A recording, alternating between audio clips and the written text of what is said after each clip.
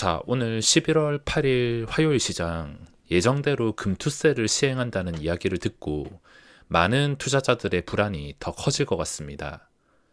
큰 손들이 다 빠지면서 증시가 폭락하는 거 아니야 라고 생각하실 수 있지만 지금 증시를 이해한다면 내년 증시도 뻔하다는 것을 예측할 수가 있습니다.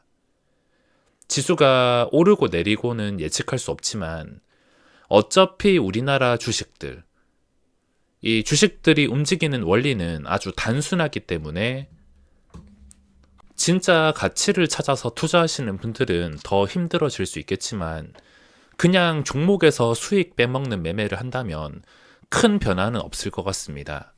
대만의 금투세 대실패로 인해서 증시가 40%나 폭락했는데 1년 만에 철회한 기록이 있어서 다들 안 좋게 생각할 수밖에 없는데 저 역시도 내년은 좀 달라져야 되지 않을까 생각하고 지금까지의 기록에 만족을 하고 앞으로 무엇을 해야 될지 좀 진지하게 연말 돼서 고민 좀 해봐야 될 것 같습니다. 우리나라 시장은 삼성전자부터 시작해서 수많은 급등주들이 오직 외국인들이 상승을 결정짓습니다.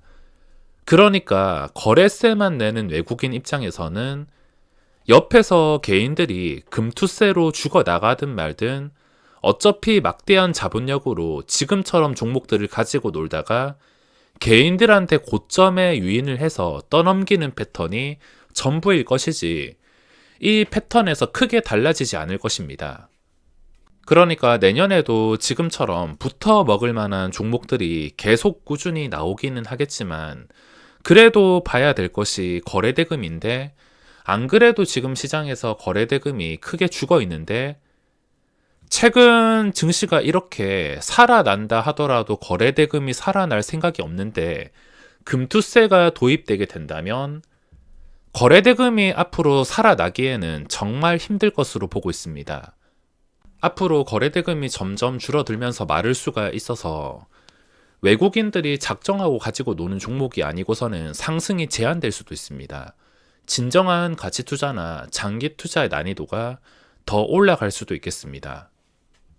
요즘에 반등장이 시작되고 코스피를 보면 정말 무적과 다를 게 없는데 오늘 시장도 끝까지 올라가고 있습니다. 금투세 시행을 앞둔 마지막 만찬이라 생각을 하는데 연말 산타랠리까지 즐긴다는 생각으로 매매해야겠습니다.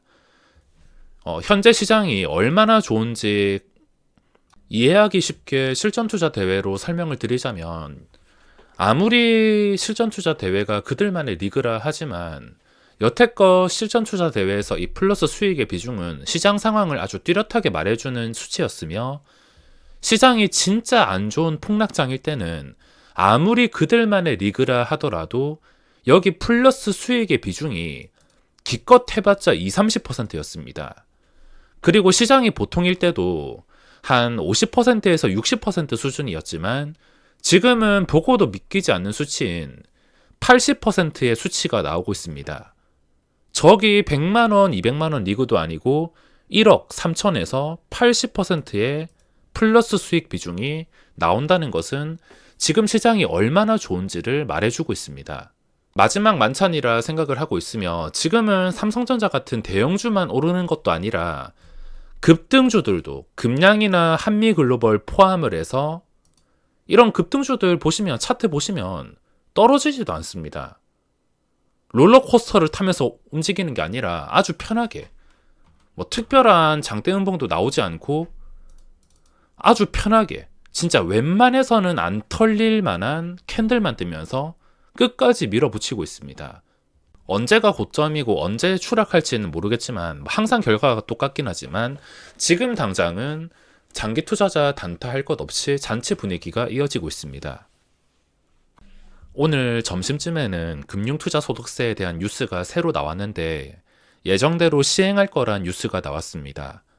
아직 2달 정도 남아서 유예에 대한 가능성이 없는 것은 아니지만 진짜로 최악의 길을 가고 있으며 금융투자소득세 시행이 불가피하다면 이중과세인 거래세를 폐지하라니까 자꾸 거래세는 외국인 세금을 안 내게 한다는 등 이상한 소리나 하고 그럼 외국인은 거래세만 걷고 개인들은 금융투자 소득세만 걷으면 될 텐데도 결국에 이중과세에 성공하는 그런 그림인 것 같습니다. 그리고 내년부터는 계좌를 하나만 사용할 수 있을 것 같습니다. 지금 원천징수라는 말도 안 되는 제도 때문에 지정계좌 하나 말고는 얼마든지 원천징수를 해간다는 말 같던데, 용도에 맞춰서 나눠서 계좌를 잘 사용하고 있었는데도 이제 나눠서 사용하면 계좌를 여러 개 운영해서 세금 계산과 환급 문제 때문에 더 복잡해질까봐 당장에 주식을 접지 않는다면은 내년부터는 다른 계좌는 다 버리고 메인 계좌 한 개 가지고만 매매를 진행해야 될 것 같습니다. 지금 코스피 상승을 보면 이번 상승이 마지막 만찬을 즐겨라는 것으로 말해주는 것 같은데, 자, 각도가 정말 가파릅니다. V자 반등이 나오고 있는데, 어차피 지금 제가 해줄 말은 외국인과 똑같이 대응하면 중간이라도 할 수 있다는 겁니다. 몇 주 내내 계속 말씀드리지만 지금 어떻게 해야 될지 모르겠다면 외국인과 똑같이 맞춰가면 됩니다. 그리고 하락장일 때는 하락 추세, 황금선 아래에서 하락 추세일 때는 금융투자가 옆에서 왔다 갔다 거리면 영향을 더 가속화시키기 때문에 위험할 수 있지만 상승에서는 상관없습니다. 어쨌든 외국인이 받아주기만 하면 금융투자가 대량 사서 대량 팔든 상관없기 때문에 지금은 금융투자 수급보다 외국인의 수급에만 집중하시면 어려울 건 없습니다. 10월 시장에는 오전 9시에만 잠깐 매매하고 하루 종일 아무것도 안 했는데 11월 들어서는 하루 종일 정말 바쁩니다. 종목들이 너무 많고 관찰할 게 많아서 그런지 하루 종일 매매를 진행하고 있는데 대신에 너무 종목을 믿다가 당한 경우도 많습니다. 오늘도 매매한 종목은 최근에 거래 대금이 많이 나왔던 것들, 요즘 트렌드에 맞게 프로그램이 좀 크게 관여하는 것들 위주로만 매매를 진행했는데, 예전에도 그랬지만 요즘도 종목이 떨어질 때 사고 올라갈 때 적당히 익절하는 것을 목표로 매매를 하고 있습니다. 그리고 최근에 거래대금이 나온 것들, 최근에 거래대금이 나온 것들이 어제는 데모란 종목이 나왔습니다. 어제 장 끝나고 말씀드린 것처럼 예쁜 차트에서 거래대금의 신고가까지 나왔으면 당연히 하루 종일 관찰 대상이 될 수가 있습니다. 근데 오전에 급하게 올랐다가 그대로 제자리. 아무리 요즘에 종목들이 잘 풀린다 하더라도 이런 차트를 비껴갈 수 없는 것 같습니다. 그래서 적당히 먹는 게 중요하고, 데모에서는 이런 차트를 피했지만 마지막에 좀 기분 안 좋게 탑 머티리얼에서 제대로 당했습니다. 꼭 신고가 갈 것처럼 하다가 또 5만원 호가까지 근접을 해서 저번에 유신과 비슷한 상황을 기대하면서 버티고 있었는데 그대로 당해버렸습니다. 역시 주식과 사랑에 빠지지 말라는 말이 있듯이 그 전에 너무 잘 되고 좋았던 기억을 무조건 믿는 것보다 역시 줄 때 먹는 게 최고인 것 같습니다. 유신 같은 경우에는 그 전에 고점을 뚫어서 5만원 호가까지 올라갈 때 아무런 저항도 없이 순식간에 돌파를 했는데, 탑 머티리얼도 당장에는 그런 분위기였지만 뒤통수 세게 치는 캔들이 나왔습니다. 요즘에 거래대금이 2천억 근처까지 근접을 하거나 3천억이 넘는다면 무조건 분류를 해서 하루 종일 매매를 했으며, 최근까지 미래나노텍에서 하루 종일 매매를 진행했습니다. 장대양봉이 나오고 1거래일, 2거래일, 3거래일, 3거래일까지 이제 눌렸으니까 이제부터는 방향이 결정될 순간입니다. 외국인들이 먹을 자리가 더 보이면은 순간적으로 주가를 10%, 20% 올릴 힘이 있겠지만 그건 외국인이 결정을 해야 됩니다. 외국인이 다시 제자리로 돌아가라면 돌아가는 것이고, 여기서 다시 한 50만 주, 100만 주 매수하면서 올리면은 뭐 22,000원, 24,000원. 이제 방향이 결정될 순간이며 눌림이 잘 통하는 것은 장대양봉이 나온 다음 날이랑 다다음 날. 장대양봉 나오고 2거래일까지 눌림목이 굉장히 잘 통합니다.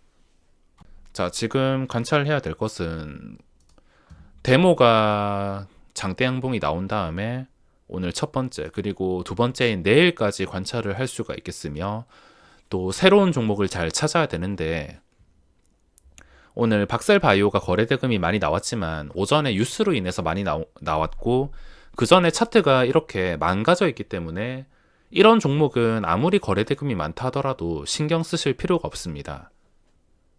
항상 정배열이랑 황금선 위에서 아주 예쁜 차트를 골라야지 그 종목에 물린다 하더라도 몇 번씩 탈출 기회가 만들어질 텐데, 원래 망가진 종목들은 제자리로 돌아가려는 성질이 굉장히 강하기 때문에 아무리 거래가 1위로 많이 나왔다 하더라도 무시하는 게 좋습니다.